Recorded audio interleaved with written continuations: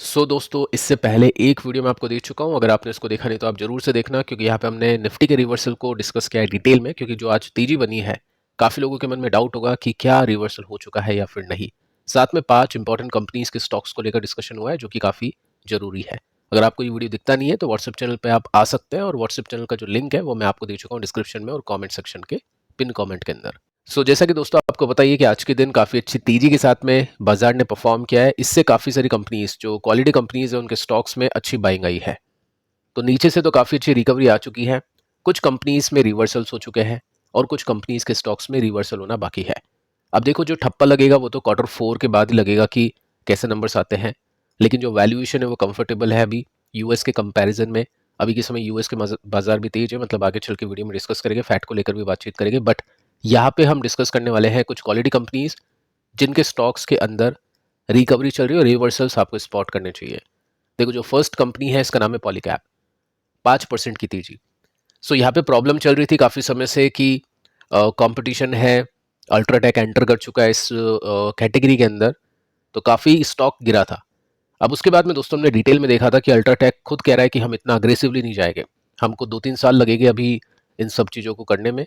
और उस बीच पॉलीकैब की अर्निंग बढ़ेगी तो ऑब्वियस है जो वैल्यूएशन है वो डिक्लाइन करेगी, साथ में स्टॉक के प्राइसेस को बढ़ना चाहिए। लेकिन दोस्तों स्टॉक तो अभी तेजी में है। न्यूज़ काफ़ी खराब आई थी अभी 17 मार्च को। आप देख सकते हैं गोल्डमैन ने यहाँ पे इसके टारगेट को कट किया है, इसको डाउनग्रेड किया है। जो 6500 रुपीज़ का टारगेट था वो घटा के 5005 रुपीज़ किया है। तो ये बात आपको पता ही, हम काफ़ी पहले से डिस्कस करते आ रहे हैं कि जब भी इस तरह के ब्रोकर्स टारगेट को कट करते हैं, नॉर्मली स्टॉक्स में तेजी होती है। और जब भी टारगेट को बढ़ा देते हैं और बाय करने को बोलते हैं, तो फिर क्या होता है, स्टॉक्स के पर खच्चे उड़ जाते हैं और स्टॉक्स नीचे भी आ जाते हैं। तो वो सब चीज़ें आपको बताइए क्यों होता है। बाकी अभी हम देखें टेक्निकल्स में कि क्या सिचुएशन है, तो टेक्निकल आपके सामने है। कोविड के बाद में सबसे बड़ी गिरावट है, क्योंकि यहाँ पे भी 20% के साथ में गिरा था, यहाँ पे भी 20% के साथ में या 20% से थोड़ा सा ज़्यादा गिरा था। लेकिन ये जो गिरावट है ये काफ़ी बड़ी गिरावट है, और ऐसी गिरावट पहले बनी थी कोविड के अंदर। तो हमने गिरता हुआ देखा स्टॉक, उसके बाद में हम ये चेक करते हैं कि जब तेजी आनी होगी तो ऑब्वियस है कुछ ना कुछ इंपॉर्टेंट लेवल्स को ब्रेक करेगा स्टॉक, जिससे हमको पता चलेगा कि चलो यहाँ पे अभी स्ट्रेंथ आना शुरू हो चुकी है। तो उसके लिए हम क्या करते हैं, सपोर्ट रेसिस्टेंस को देखते हैं। तो यहाँ पे वीकली चार्ट के ऊपर अगर हम सपोर्ट को ड्रॉ करें तो यहाँ पे आपको दिखाई देगा, ये सपोर्ट की लाइन आपको बनती हुई देखने को मिल जाएगी। इसको इसने ब्रेक डाउन किया। अब जो सपोर्ट होता है आगे चल के वही रेसिस्टेंस बनता है। तो अभी की सिचुएशन कुछ ऐसी है कि जो मैंने आपको कल बताने की कोशिश की थी, कल परसों, की ये 5500 तक बढ़ने की कोशिश करेगा, क्योंकि ये अल्टीमेटली इसका अभी एक रेसिस्टेंस का जोन बन चुका है। अब यहाँ से दो चीज़ें हो सकती है, या तो प्रॉफिट टेकिंग होगी, स्टॉक अपने डाउन ट्रेंड को कंप्लीट करेगा, या फिर यहाँ से रिवर्सल हो सकता है। अब देखो दोस्तों, यहाँ से अगर ये रिवर्स भी हो गया तो भी अगर कोई वेट एंड वॉच कर रहा था कि चलो थोड़ा सा देखते हैं कि ऊपर जाने दो, इसको रिवर्सल होने दो, तब भी 40% ऊपर जाने की योग्यता रखेगा अगर इसको अपने ऑल टाइम हाई को भी रिक्लेम करना है। उसके बाद में अगर ब्रेकआउट होता है तो बड़ी तेजी, लेकिन एटलीस्ट अगर ये ऑल टाइम हाई भी पहुंचता है तो 40% यहाँ से गैप बच सकता है। तो अभी इन कंपनीज में देरी नहीं हुई है, और ज़्यादा अगर ये स्टॉक ऊपर चले गए, नंबर्स अच्छे आ गए या कमेंट्री अच्छी आ गई कंपटीशन को लेकर, तो देरी हो सकती है। तो डेफिनेटली यहाँ पे वॉच करना चाहिए इन कंपनीज के स्टॉक्स को, और जो जैसा भी कन्विक्शन है उस हिसाब से इन्वेस्टर्स को काम करना चाहिए। किसी भी कंपनी के लिए दोस्तों कोई कॉल टिप रिकमेंडेशन यहाँ पे नहीं है। बीका जी 3.5% की तेजी के साथ में स्टॉक ने यहाँ पे परफॉर्म किया है। अब देखिए दोस्तों, पिछले वीडियो में मैंने जैसे आपको कहा था कि एफएमसीजी को थोड़ा सा डिटेल में देखेंगे, तो एक बात आपको बताना चाहूँगा। काफ़ी लोग सोचते होंगे कि कुछ लिमिटेड एफएमसीजी कंपनीज को भी हम लिमिटेड एफएमसीजी कंपनीज को ही हम डिस्कस करते हैं, जिसमें कुछ गिनी चुनी कंपनीज हैं। तो क्वेश्चन आता है ऐसा क्यों, क्योंकि एचयूएल भी अच्छी कंपनी है, बड़ी कंपनी है, लेकिन डिपेंड करता है कि पैसे कहाँ पे बनते हैं। वो बड़ी कंपनी के स्टॉक को खरीदने से पैसे नहीं बनेंगे तो वो बड़ी कंपनी इन्वेस्टर के मतलब की नहीं है। जैसे कोविड के अंदर मैंने आपको बताया था, दो ऑप्शंस थे मेरे पास में, एचयूएल और वीबीएल। दोनों स्टॉक का चार्ट अगर आप देखोगे ना कोविड के अंदर, तो ऑलमोस्ट सेम रिटर्न्स दिए हैं। लेकिन जो फंडामेंटल्स थे और जो ग्रोथ थी वो वीबीएल की अच्छी थी, तो बाद में वीबीएल ने काफ़ी अच्छे रिटर्न्स दिए, एचयूएल ने अच्छे रिटर्न्स नहीं दिए। तो इस तरह से अपने को स्टॉक को सिलेक्ट करना होता है। अगर मैं आपको निफ्टी एफएमसीजी की सिचुएशन बताऊं तो अभी आप देखोगे तो देखने लायक सिचुएशन में पहुंच चुका है निफ्टी एफएमसीजी, क्योंकि बड़ा कट है, बड़ी डिप आप इसमें देख सकते हैं। ऐसी जो डिप है वो पहले भी देखने को मिली है, जैसे कि हम इसको यहाँ पे देख सकते हैं, यहाँ पर देख सकते हैं और यहाँ पर देख सकते हैं। तो एफएमसीजी इंडिया का एक, मतलब आप बोल सकते हैं एफएमसीजी के बिना कुछ हो नहीं सकता है, पॉसिबल है नहीं। जितनी हमारी पॉपुलेशन उसके हिसाब से डिमांड भी काफ़ी अच्छी है, और नए नए प्रोडक्ट वैसे भी मार्केट में ऐड होते रहते हैं। अब क्वेश्चन ये है कि एफएमसीजी में कौन कौन सी कंपनीज अच्छी है, कैसे हम सिलेक्ट कर सकते हैं। तो हम क्या करेंगे, ग्रोथ को देख सकते हैं, कंपैरिजन कर सकते हैं निफ्टी एफएमसीजी के साथ में कंपनीज के स्टॉक्स को, और उन्हीं कंपनीज को पोर्टफोलियो में जगह देने के लिए फिल्टर करना चाहिए जिन स्टॉक्स ने निफ्टी एफएमसीजी को बीट किया है और वो भी काफ़ी अच्छे से। एग्जाम्पल देता हूँ दो कंपनीज का। अगर आप देखोगे तो निफ्टी एफएमसीजी ने पिछले 5 साल में कितने परसेंट के रिटर्न्स दिए, डबल हो गया, 100% के रिटर्न्स है। इसी बीच एक ऐसी भी कंपनी आपको मिलेगी जो 10 गुना हो गई, और एक ऐसी भी कंपनी आपको मिलेगी जिसमें कोई रिटर्न्स नहीं बने। तो आपको जो कंपनी जिसमें रिटर्न्स नहीं बने हैं या फिर निफ्टी एफएमसीजी के इंडेक्स को ही बीट नहीं कर पाया, तो वो तो इम्पॉसिबल है इन्वेस्टर्स के लिए अपने पोर्टफोलियो में रखना। अब डिपेंड करता है आपके ऊपर कि आप ट्रेडर हो इन्वेस्टर हो। तो ऐसी कुछ कंपनीज को आपको देखना चाहिए जिसमें ग्रोथ अच्छी है और जो बाकी कंपनीज है ना उनके कंपैरिजन में अच्छा कंपनी कर रही है। कैसे देख सकते हैं, देखो सिंगल डिजिट डबल डिजिट का फॉर्मूला मैं आपको बता चुका हूँ, जिसमें हर टाइम फ्रेम में आपको डबल डिजिट, अगर 10% मतलब डबल डिजिट होगा या 12% 15% इस तरह की ग्रोथ के आपको डेटा दिखते हैं, जिसमें CAGR कंपनी का मुनाफा डबल डिजिट में बढ़ रहा है, सेल्स डबल डिजिट में बढ़ रही है। तो क्या होगा, उन कंपनीज की वैल्यूएशन ज़्यादा होगी, स्टॉक गिरेगा भी, लेकिन ले दे के जब ग्रोथ अच्छी आएगी तो कंपनी का स्टॉक चल देता है और अच्छे रिटर्न्स वहाँ पे बन जाते हैं। तो वो चीज़ आपको देखनी चाहिए। जैसे दोस्तों हम बात करें तो बीकाजी की 3.5% के साथ में स्टॉक अभी ऊपर जाके बंद हुआ है, और स्टॉक क्यों गिरा था वो आपको बताइए, पिछले क्वार्टर के नंबर्स अच्छे नहीं थे, इन्फ्लेशन की वजह से। प्रॉब्लम कंपनी में नहीं थी, प्रॉब्लम मार्केट के अंदर थी। ये बेसन और ये जो प्रोडक्ट्स हैं इनके दाम बढ़ गए थे, इस वजह से यहाँ पे प्रॉफिट के मार्जिन गिरे थे। तो स्टॉक 13% के साथ में फिसला था एक ही दिन में, प्रॉफिट डाउन हुए थे 40% के साथ में। तो काफ़ी खराब रिजल्ट आए थे Q3 के। अब देखेंगे Q4 के रिजल्ट्स कैसे आते हैं। बाकी ये प्रॉब्लम ऐसी है कि जाएगी, आज नहीं तो कल आपको जाती हुई देखने को मिलेगी। अभी देखिए स्टॉक कितना नीचे है, ऊपर से 30% के साथ में नीचे है। वीकली चार्ट पर एक सॉलिड सपोर्ट हम देखें तो यहाँ पे एक बड़ी तेजी आई थी, सपोर्ट से यहाँ पे अच्छी तेजी हमने देखी, यहाँ पे अच्छी तेजी देखी, और ये भी एक सॉलिड सपोर्ट इसमें बन रहा है।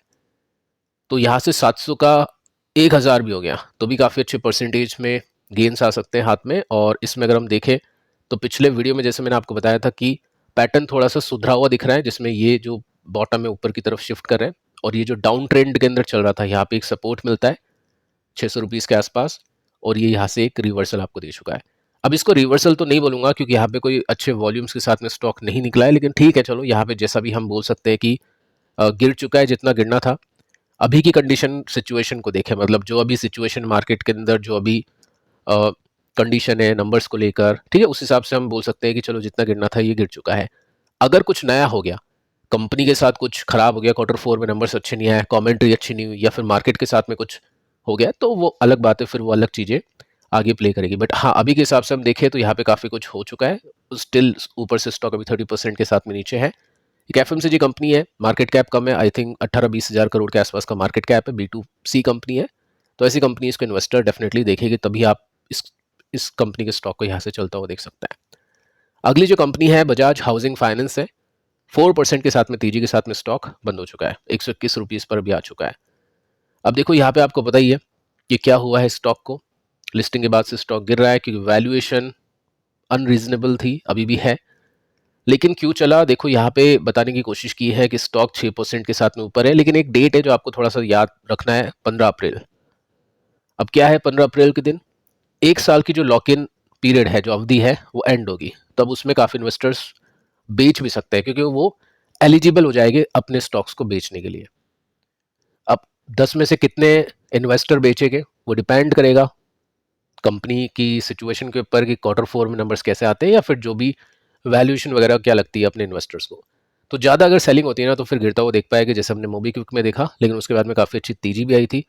तो देखते हैं ये 15 अप्रैल को क्या होता है, क्योंकि कुछ ना कुछ तो यहाँ पे हो सकता है, बड़े मूव आएंगे 15-16 तारीख को, ये थोड़ा सा आपको ध्यान में रखना है। बाकी वैल्यूएशन की बात करें तो स्टिल एक्सपेंसिव। बाकी जो एनबीएफसीज हैं जो 25-30% के साथ में बढ़ रही है, उनकी वैल्यूएशन 25-30 की है, बट यहाँ पे 25-30 के साथ में कंपनी बढ़ रही है और वैल्यूएशन 51 की है, तो ये एक्सपेंसिव है। बाकी फिर भी चलो हम देख लेते हैं, टेक्निकल्स में देखें तो एक सपोर्ट है जो अभी रेसिस्टेंस बना हुआ है, देखते हैं टूटता है नहीं टूटता है। अगर टूट गया तो एक रिवर्सल हम बोलेंगे, जिसमें एक्सपेक्टेशन फिर यहाँ तक की करने की कोशिश कर सकते हैं 150। देखो यहाँ तक की एक्सपेक्टेशन तो मैं नहीं कर रहा हूँ इस वैल्यूएशन पे स्टिल, बाकी चला जाए तो बहुत अच्छी बात है इन्वेस्टर्स के लिए। और नहीं टूटता है तो फिर ये देखते हैं साइडवेज में परफॉर्म करता है या नहीं करता है। बाकी हाँ, बजाज फाइनेंस भी अच्छा परफॉर्म करा है, तो उसकी वजह से यहाँ पे भी इन्वेस्टर्स अपना लक आजमाने की कोशिश करें और इसमें भी अच्छी खासी बाइंग चल रही है। अगली जो कंपनी है कैम्स है, 6% की तेजी। कुछ दिनों से हम इसको डिस्कस कर रहे हैं क्योंकि अच्छी कंपनी है। इस तरह से जब भी मार्केट गिरता है तो ऐसी कंपनी इसको बिल्कुल विन विन सिचुएशन की तरह देखना चाहिए, क्योंकि टोटल मार्केट के ऊपर डिपेंड करती है। और मार्केट अच्छा करेगा तो फाइनेंशियल मार्केट वाली कंपनीज अच्छा करेगी, जिसमें म्यूचुअल फंड्स आते हैं, डिपोजिटरी कंपनीज, ब्रोकिंग कंपनीज आती है। अब उनमें काफ़ी सारे कॉम्पिटिशन है कि पता नहीं कौन सा म्यूचुअल फंड अच्छा कर जाए। अभी एचडीएफसी को बीट करके एसबीआई म्यूचुअल फंड आगे निकल गया, कभी कोई दूसरा निकलेगा। तो यहाँ पर कंपटीशन इतना नहीं है क्योंकि टॉप 10 जो म्यूचुअल फंड है वो इसके क्लाइंट है। तो कोई भी म्यूचुअल फंड अच्छा परफॉर्म करे, इसको तो अच्छा परफॉर्म करना ही है। उसी तरह से सीडीएसएल है, डिपोजिटरी कंपनी है। अभी जीरोधा नंबर 1 पे था, अब नंबर 2 पे आ चुका है, ग्रो नंबर 1 पे आ चुका है। जीरोधा का market cap I think 70,000 crore का है, ग्रो का 80,000 करोड़ का पहुंच चुका है। लिस्टेड मार्केट की बात कर रहा हूँ, तो ये सब चलेगा, कभी कोई ऊपर कभी कोई नीचे।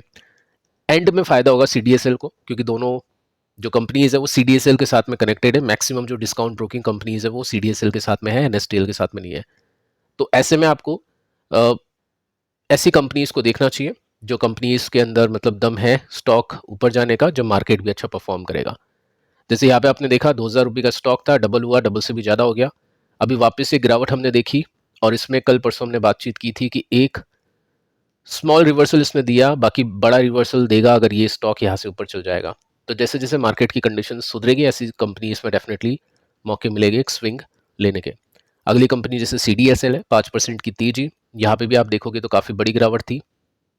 काफ़ी लोगों ने यहाँ पे ध्यान नहीं दिया होगा, उसके बाद में स्टॉक 500 का 1000 हुआ, 1500, 2000, यानी 4x हो गया, 4 गुना हो गया। तो क्या वापस से ये 4x होने की कोशिश करेगा स्टॉक या फिर नहीं, आगे चल के पता चलेगा। लेकिन हाँ, इतना कह सकते हैं कि बड़ी गिरावट है। मार्केट अगर सपोर्ट करता है ऐसी कंपनीज को, या मार्केट को सपोर्ट मिलता है इन्वेस्टर्स का, तो डेफिनेटली ऐसी कंपनीज के स्टॉक अच्छा परफॉर्म कर सकता है। और इसमें रिवर्सल भी पेंडिंग है, देखते हैं कुछ दिनों के अंदर रिवर्सल इसमें आता है या फिर नहीं आता है। तो फिलहाल दोस्तों इस वीडियो में इतना ही। पिछली वीडियो को आप देख लेना जरूर से। अगर आपको नहीं दिखता है यूट्यूब पर तो व्हाट्सएप चैनल को ज्वाइन कर सकते हैं, जो कि फ्री है बिल्कुल, और इसका जो लिंक है ना, वो आपको मिलेगा नीचे कमेंट के अंदर और डिस्क्रिप्शन के अंदर। मिलता है अगले वीडियो में, तब तक के लिए बाय बाय।